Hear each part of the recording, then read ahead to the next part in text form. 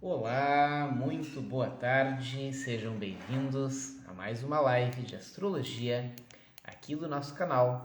Hoje com mais uma edição do programa Mercúrio em Virgem, o programa onde eu analiso detalhadamente os aspectos do mapa astral que vocês me trouxerem, incluindo as dúvidas que vocês têm sobre interpretação de mapa astral. Esse é o momento, é o canal para tirarmos as dúvidas. E é claro que isso está aberto para todos os participantes. Normalmente a gente recebe aqui no programa Mercúrio em Virgem perguntas das mais diversas procedências.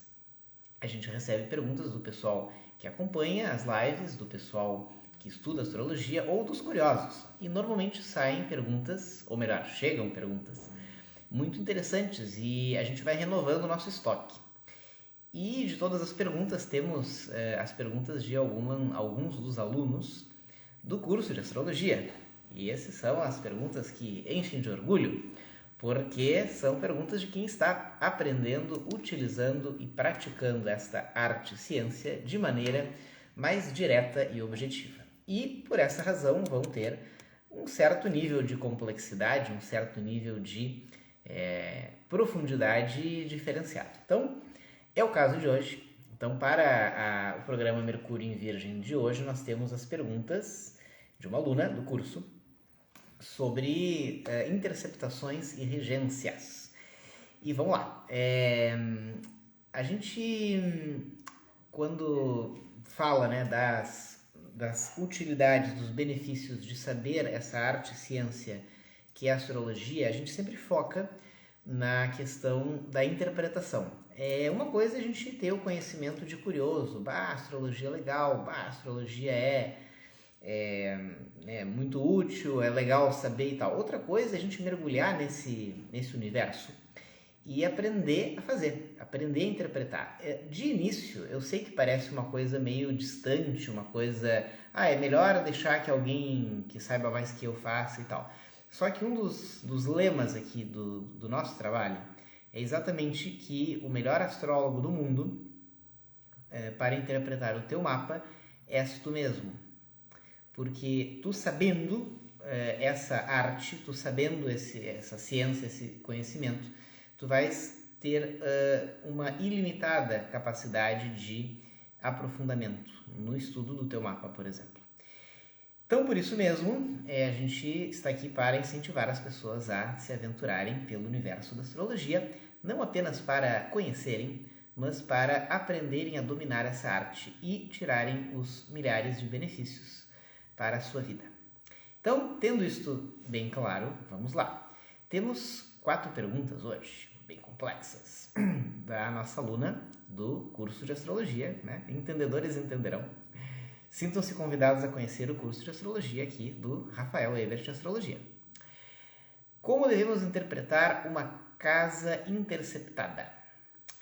Então, ela mesma explica para algum eventual leigo que ler a pergunta. Na casa interceptada temos a cúspide da casa em um signo, depois um signo inteiro e a finalização com o início de outro signo. O signo sobre a cúspide ainda será o mais importante, mas teremos a influência das outras energias. Resumindo, né?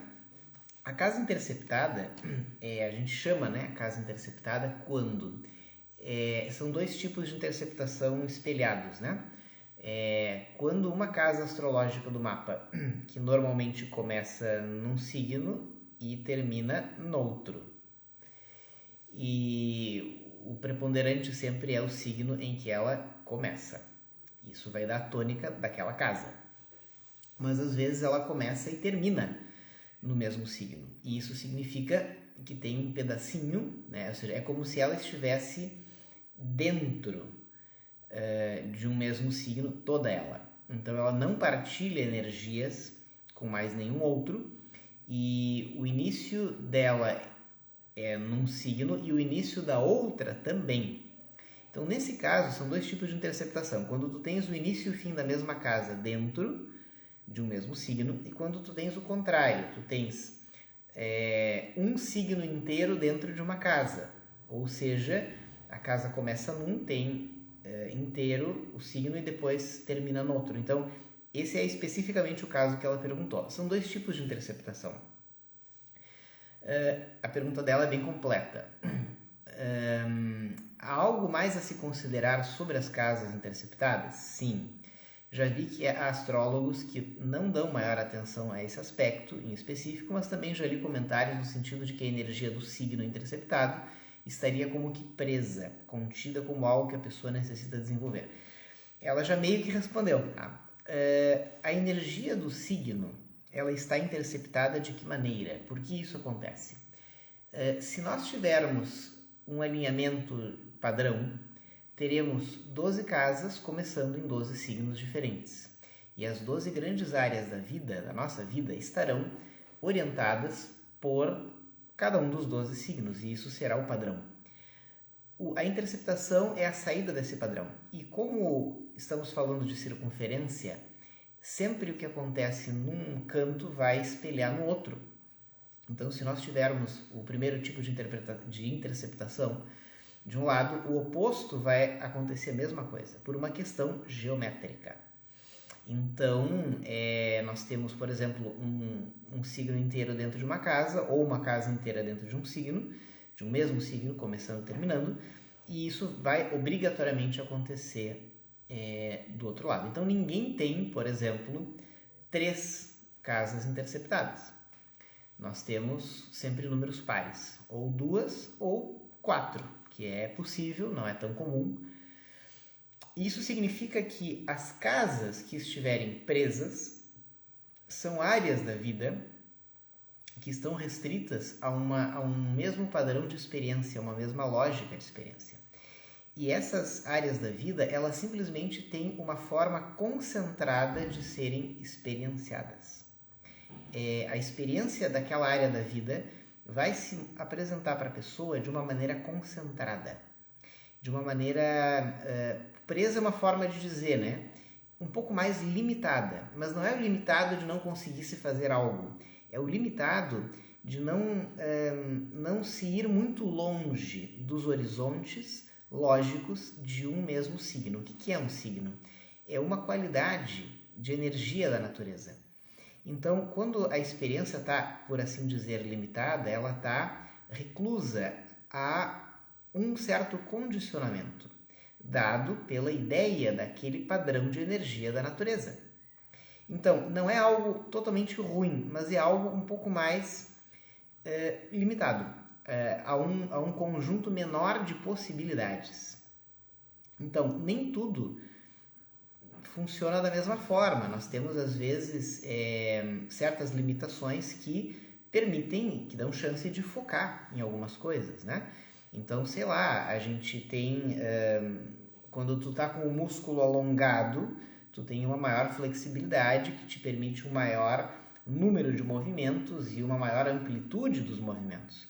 Quando tu tens um músculo encurtado, tu tens uma menor amplitude de movimentos, mas o uso que tu fizer de um e de outro caso varia muito, então não dá para dizer o que é melhor ou pior, né? Ou seja, tu te vira bem nos dois casos, né? Então é mais ou menos a mesma ideia. As casas interceptadas são áreas da vida em que vai ter uma menor diversidade de experiências possíveis, no padrão de se viver e de se experienciar aquela área da vida. Mas isso pode ser muito bem vivido. Já o outro tipo de interceptação é menos, digamos assim, menos relevante, né? Que é quando tu tem um signo, né, preso. Então tu considera que aquele padrão de energia um signo preso dentro de uma casa, né? Aquele padrão de energia da natureza, ele está muito diretamente ligado à experiência de uma área da vida. Nós só conseguimos canalizar aquela força, aquela qualidade de energia do universo representado por um signo através de uma determinada área da vida. Então, é a ideia contrária complementar. Há astrólogos que não dão maior atenção a esse aspecto em específico, sim. Por quê? Porque ele tem relevância quando tu tens claro a natureza da pessoa através dos aspectos principais. No meu curso, por exemplo, nós damos um foco bem grande para os aspectos básicos. Por quê? Porque eles são uma base sólida para tu construir o raciocínio de todos os demais aspectos que são mais complexos, né? ou mais avançados. Então, a gente garante o básico porque o básico garante o resto. Então, isso já não é o básico, né? Então, faz sentido e tem um valor astrológico se a gente tem o básico bem sólido. Se tu tem clara a natureza da pessoa, isso vai ser um complemento importante para tu entender a maneira de ela viver as suas experiências. Mas não é uma coisa que a gente vai dar muita atenção antes de ter todo aquele básico bem detalhado para tu entender como essa interceptação está interferindo de fato na vida da pessoa. Tá? Então isso é bem importante de deixar claro. Tá? Então, sobre as interceptações, basicamente isso. Entendam que as interceptações não são então positivas ou negativas. É mais ou menos comum a gente encontrar isso. Inclusive é estatisticamente comum, como eu acompanho fazendo mapa quase todo dia, que se tu tens um dos dois tipos de interceptação, né, num par de casas, tu vais ter algum outro par de casas com outro tipo de interceptação para compensar. Então isso é bastante comum também.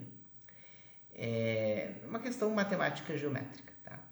Então é mais comum tu teres 4 casas interceptadas, 2 de um jeito e 2 de outro, tá? Sempre tem que ser aos pares. E então isso é o significado. Acho que consegui explicar mais ou menos. E agora vamos para a segunda pergunta. Quando vamos estudar os trânsitos astrológicos, devemos também fazer o trabalho de buscar o regente do signo que o planeta está tocando para complementar a interpretação. Pergunta interessante. Ela está seguindo a lógica da interpretação de mapa astral. E mapa astral é a matéria básica, é a primeira cátedra, disciplina, né, de todas as demais. E trânsitos já é outra. E a lógica dos trânsitos não precisa considerar o regente. A lógica dos trânsitos se baseia em algo mais dinâmico. O mapa astral é um ponto, é a análise de um ponto no tempo. Então, é um momento específico que a gente está analisando. Os trânsitos, não. Os trânsitos são um período. Então, é dinâmico. Os trânsitos, tu vais considerar uma fatia muito variável de tempo. E mais, podem ser várias fatias em paralelo. Né? No mesmo período, o trânsito de Júpiter durante um ano, mas o de Saturno 2,5, de Marte... Então, tu vai considerar vários planetas em tempos diferentes. Então, tu vai chegar numa média para dizer, esse ano tu vai ter tais influências, ou esse mês, ou naquele período curto de tempo tu estava sob determinadas influências, movimentos, né? Então, tu vai sempre considerar na análise dos trânsitos o período de cada planeta, porque cada planeta tem o seu ritmo e o seu tempo, e sempre tu vai considerar planeta signo, porque é a energia que aquele planeta está ativando da natureza, e, mais importante, planeta casa, porque aí o trânsito é sobre um mapa de alguém. Então, para esse alguém, esse movimento está ativando uma determinada casa. Então, sempre planeta signo ativa alguma casa. Então, para análise de trânsitos é relevante sempre isso. E como não é uma leitura de mapa astral, que é um ponto fixo, né, no tempo, não é necessário os regentes dos signos. Tá? Essa análise complementar, ou essa interpretação complementar, esse complemento que ela mencionou, não estaria errado. Aliás, está certíssimo na interpretação de mapa astral. Mas do trânsito é outra lógica, né? É dinâmico, então não teria um grande ganho. Essa segunda foi mais curta. A terceira pergunta: como você vê o tema das duplas regências na interpretação dos mapas? Uau! Que será a dupla regência? Eu já pensei em um monte de coisas e era algo muito simples, na verdade. Até deixa eu falar o que eu pensei, né? Dupla regência. Às vezes, e isso aproveito para já, antes de responder a pergunta, já lançar um comentário que pode ser útil para vocês. Eu pego muitos mapas de pessoas que têm uma dupla regência. Por exemplo, alguém que é gêmeos com ascendente em gêmeos. O que acontece? Os dois regentes que a gente pega sempre, tu pode pegar o regente de vários pontos da personalidade, por exemplo, signo solar, signo lunar, signo ascendente, enfim, mas o regente do signo solar e o regente do signo ascendente são fundamentais, eles te dão diretrizes para todo o aspecto vocacional, para o comportamento, porque o Sol é o ser e o ascendente é o agir, é o manifestar-se, é o mostrar-se. Então, esses dois são cruciais, tu olha sempre, regente, desses dois. E eu costumo chamar primeiro regente e segundo regente.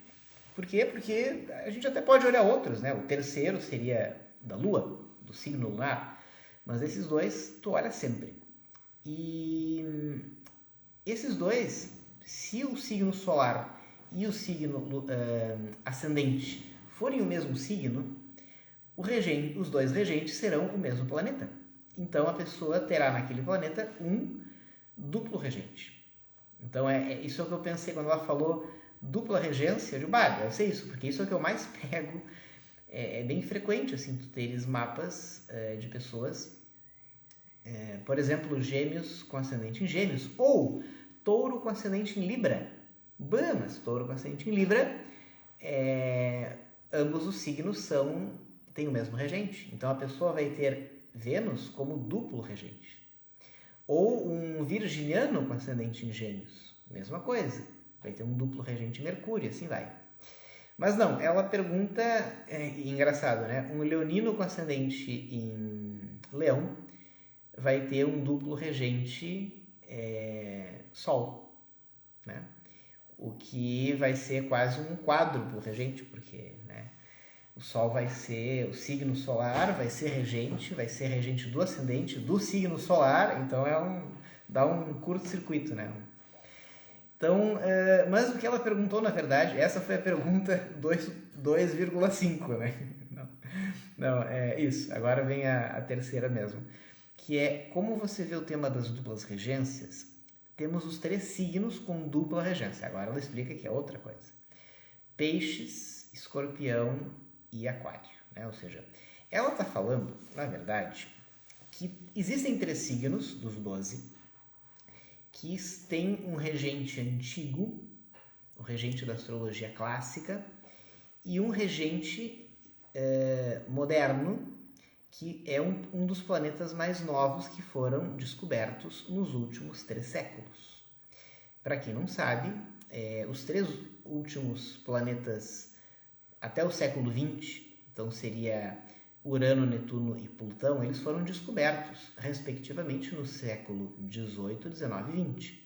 Então, ao serem descobertos, eles se mostram regentes melhores para 3 signos, que são Escorpião, Peixes e Aquário. E os regentes antigos permanecem como corregentes, ou seja, eles continuam sendo regentes, porém secundários, num aspecto passivo, num aspecto complementar. Então, esses 3 signos têm 2 regências. Isso, na verdade, não muda nada, porque tu tem 1 ou 2 regentes no mesmo signo, eles vão trabalhar juntos sempre. A natureza é muito cooperativa nessas coisas. O significado dos planetas regentes vai ser combinado. Então, por exemplo, Escorpião. Escorpião se fala de Plutão em primeiro lugar, mas se sabe que o Marte passivo é o regente, é o corregente de Escorpião. Então, ele já foi o regente quando não havia Plutão na história, né? Quando não se conhecia Plutão. Por essa razão, ela pergunta se eu considero os 2 regentes. Sim, mas considero secundariamente também. Então, às vezes, tu não tem tempo numa interpretação de fazer todos os detalhes que tu gostarias, por uma questão simplesmente de ordem prática. E a segunda razão, né, às vezes não dá tempo, porque senão tu vai ficar 4 horas no mesmo mapa, né? O que seria uma delícia, mas às vezes a pessoa não dispõe, nem tu, né? Seria uma delícia, uma interpretação assim, uau, de horas, porque não vai parar de sair detalhes. O mapa astral é incrível, né? Ele tem uma quantidade de informações que vai muito além de umas poucas horas, mas é uma questão que às vezes tu não dispõe desse tempo. Mas tu sempre olha então o primeiro regente, o regente principal, que nesses 3 signos são os planetas mais modernos, né? No caso, Plutão para Escorpião. Só que se o Marte dessa pessoa tiver grandes aspectos ou estiver muito destacado, tu também vais considerá-lo como um regente, entende? Se ele estiver lá quietinho, sem grandes relevâncias, aí não. É assim de simples. Então, sim, tu vai considerar o corregente porque ele é corregente. Mas se ele estiver lá sem grande relevância, não tem porquê. Aí por uma questão prática. Tá? Então tem que ver como é que está esse corregente. O mesmo vale para tudo referente a peixes. Primeiro olhar Netuno e, se for o caso, Júpiter. Por exemplo, a gente vai ver às vezes piscianos que tem um Netuno e Júpiter em conjunção. E aí tu pensa, a pessoa tem os 2 regentes de peixes em conjunção. Aí, isso é relevante, né? Ou fazendo aspectos entre si, aí tu vai lembrar que Júpiter também entende? Então, quando Júpiter tem algum destaque, aí tu também considera ele não só como Júpiter, mas como um corregente do signo solar ou do signo ascendente. Então isso sim. E também tu vai considerar que se a pessoa tiver, sei lá, Sol e ascendente, Sagitário e Peixes, aí tu vai lembrar que os 2 têm Júpiter na jogada. Sagitário é só Júpiter, mas Peixes é Netuno e Júpiter, então a pessoa é duplamente jupiteriana. Entende? Então, a gente considera então o corregente quando há uma relevância nesse planeta corregente.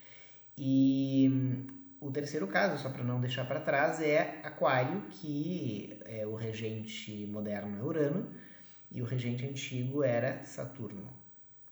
Então, basicamente isso. Saturno é um complemento válido para os aquarianos também. Bom, essa foi a terceira pergunta. E agora vamos ver a última de hoje, que é a quarta. No livro da astróloga tal, quando ela aborda Marte e traz a parte mitológica, quando eu fizer um livro, eu vou fazer uma parte mitológica bem grande nesse livro para embasar todos os detalhes, os porquês astrológicos de cada planeta e de cada signo. Se prepare. No meu curso tem bastante. Olha, eu só não botei mais no curso porque, sabe, para tu dominares a parte básica, os fundamentos, não é fundamental. Mas quando tu já domina, tu ir aprofundando, esmiuçando, entendendo todos os detalhes mitológicos ajuda muito. Porque a astrologia também é psicologia, né? Também é comportamento, também é estudo da mente e do coração, também é filosofia. E para todas essas matérias, a mitologia é muito importante. O mesmo vale para eu acrescentar de astrofísica, né? Eu tive que me segurar para não despejar mais astrofísica no curso, pelo menos nos primeiros módulos, porque se tu já domina os primeiros, depois isso ajuda muito a aprofundar. Mas não é fundamental, não é indispensável no começo. Por isso que eu não botei. Até na primeira edição, quem fez o curso comigo lá atrás deve ter se assustado, se apavorado. Meu Deus, quanta astrofísica que tem aqui, né? Quanta mitologia que tem. Porque eu despejava tudo que eu podia, né? Depois eu vi que, em termos práticos, isso acabava retardando o domínio do indispensável. Então, aí eu troquei quantidade por qualidade, tá? E agora isso é garantido para todos vocês nos módulos mais avançados, porque isso ajuda muito a aprofundar, mas tu tem que dominar o básico. Então eu garanto isso primeiro para depois. Doce depois da janta, né, pessoal? Primeiro se nutrir, se alimentar, depois vem a sobremesa, né? Mais ou menos isso. E então aí ela faz uma pergunta profunda em termos de mitologia, né? Quando ela aborda Marte, diz que há uma diferença da divindade para os gregos e para os romanos. Então, Marte é o nome da divindade romana e Ares para a divindade grega. Ela coloca que para os gregos Ares era violento e odioso e que se tornou o deus da guerra, cruel e sangrento, enquanto que para os romanos Marte era corajoso e protetor. Tá, realmente isso é uma interpretação do livro dessa astróloga, tá? Indo mais a fundo em termos de mitologia, isso não é bem assim, tá? A diferença entre Ares grego e Marte romano tem sim conexão com a astrologia, por isso que eu vou responder aqui. E por isso que ela perguntou, porque ela é uma aluna do curso de astrologia, tá? É o seguinte, o Ares, ele é a visão grega dessa força da natureza expressada pelo planeta, tinha uma questão mais, digamos assim, mais ética. Era mais o sentido da guerra enquanto manifestação de, eu digo ética porque é uma coisa mais essencial, visceral, é um padrão de guerra da natureza. Então, a visão grega dessa força da natureza era uma questão mais metafísica e mais universal. Então, esse deus da guerra, ele na esfera humana se apresentava através de uma forma de comportamento, de uma forma de agressividade, enfim, de muitas maneiras. E também num combate interior, num enfrentamento e em virtudes importantes derivadas dessa força, que aí tem a guerra como símbolo. Então, tudo isso é muito alinhado com um enfoque da leitura do planeta Marte astrológico. Então, isso que eu falei aqui visceralmente o planeta Marte astrológico. Então, isso, quando não bem conduzido, quando não bem compreendido no ser humano, pode se expressar como uma violência, que é a quebra da ética. Então, o Ares grego vai muito na lógica ética, do comportamento, do sentido, é algo mais visceral, mais metafísico, mais universal. E o Marte romano, o deus Marte romano, ele é mais moral. Como assim? Ele é muito mais pragmático. É a leitura que os romanos fazem dessa mesma força da natureza, canalizada e expressada astrologicamente através do planeta Marte, é outra.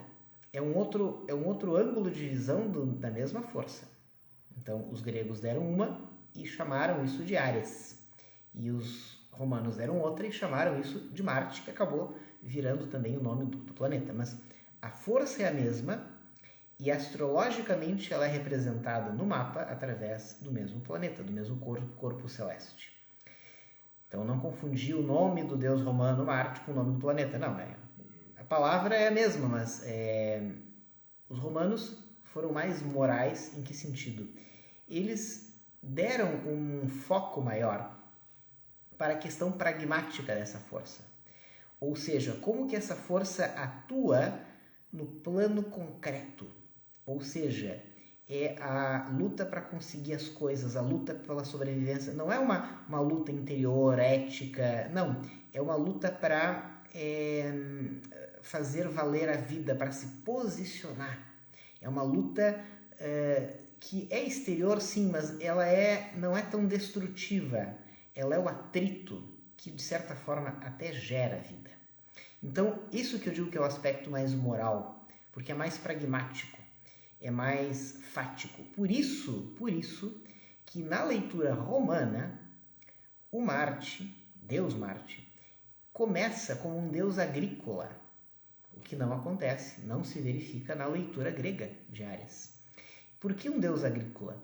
Porque tão pragmáticos os romanos foram que eles quiseram traduzir essa força astrológica, essa força da natureza, num aspecto concreto, físico, perceptível, visível, que é a semente lutando, é a luta do broto com a casca, para romper a semente e depois se embrenhar pela terra para ganhar o céu e fazer valer a vida.